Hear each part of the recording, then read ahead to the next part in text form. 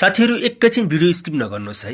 म धेरै लामो त भन्न चाहन्न, तर मेरो मनमा लागेको कुरा अहिले जति कुरा काट्नेहरू छन् उनको लागि म भन्न चाहन्छु है। रवि लामिछाने एउटा यस्तो नाम हो जसले साँच्चीकै देश हाँसेको हेर्न चाहन्छ। यदि उनले देश हाँसेको हेर्न नचाहनेको भए, यदि उनले कुर्सी उलाई मात्रै गर्ने भए, उनलाई गृहमन्त्री कुर्सी पहिला पनि मिलेको थियो। उनले त्याग गरे। उनले हरेक चुनौतीहरूसँग लडे, हरेक सङ्घर्षसँग लडे, हरेक वृद्धहरूको आँखाको आँसुसँग लडे, हरेक परदेशिने हरेक नेपालीहरूको आँखाको आँसु लिएर उनले लडे। तर उनले देशको सरकारमा म होइन, म जस्तो राम्रो व्यक्ति यदि कोही अर्को मान्छे जान्छ भने म उनलाई पठाउन चाहन्छु, तर म देश हाँसेको हेर्न चाहन्छु। यो उनको भित्रको मनभित्रको एउटा भावना हो। तर उनले बालेनलाई देशको प्रधान यदि उनले कुर्सीको लागि बोल्थे भने नि उनी बालेनलाई देशको प्रधानमन्त्रीको लागि सञ्चय गर्थेनन्। जस्तो थियो उनको पार्टी त्यस्तै पनि अगाडि बढिरहेको थियो। तर नै उनले देश हाँसेको हेर्न चाहन्छन्, उनले नेपाल हाँसेको हेर्न चाहन्छन्। यो साँच्चै यही एउटा वास्तविक कुरा हो, यही एउटा रियली कुरा र यही एउटा व्यक्ति हो।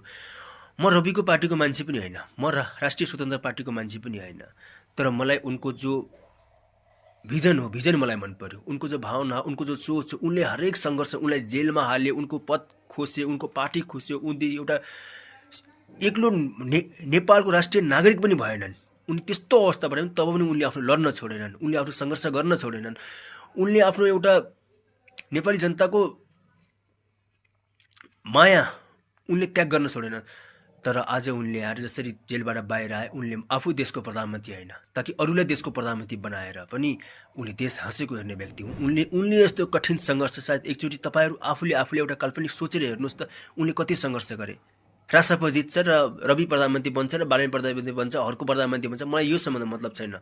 प्रधानमन्त्री मेरो देशमा जो भए पनि 5 वर्षमा मेरो देश बदलिने होइन, मेरो देश 5 वर्षभित्र बदलिने कुनै पनि होइन। त्यो मलाई थाहा छ। मेरो देश हुने त त्यस्तै हो, जेएनजीको आन्दोलन हुने हो, फेरि वा रविको सरकार जाला, बालेन प्रधानमन्त्री होला, फेरि केपी ओली जेएनजी इकट्ठा गर्ला, फेरि केपी ओली जस्तो योभन्दा अगाडि गरे त्यो फेरि केपी ओली गरे। केपी ओली यो चाल गर्दैन भन्ने मलाई लाग्दैन। तर यसको लागि संयुक्त बहुमतको सरकार यदि रासपाको जसको पनि हो, रासपा मात्रै होइन, चाहे यो हर्कको होस्, चाहे बालेनको होस्, चाहे रासपाको होस्, जसको पनि होस्, एउटाको संयुक्तको सरकार चाहियो।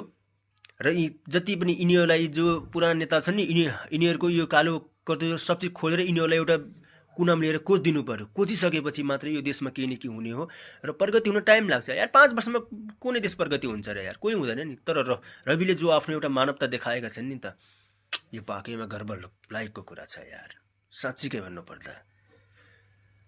जो व्यक्ति पार्टी सभापति हो, जसको हातमा पुरा पार्टी छ र त्यो पार्टीसँग आम व्यक्ति जुडेको छ, आम व्यक्ति जसलाई पार्टीको हो, देशको प्रधानमन्त्रीको हो, यसको नाम पनि थाहा